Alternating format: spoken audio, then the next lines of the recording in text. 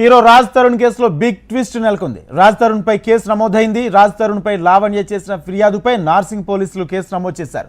లావణ్య పూర్తి ఆధారాలు పోలీసులకు సమర్పించింది. లావణ్య సమర్పించిన ఆధారాలతో కేసు నమోదు చేశారు నార్సింగ్ పోలీసులు. పలు సెక్షన్ల కింద రాజ్ తరుణ్ పై కేసు నమోదైంది. రాజ్ తరుణ్కి నోటీసులు ఇచ్చి విచారించనున్నారు.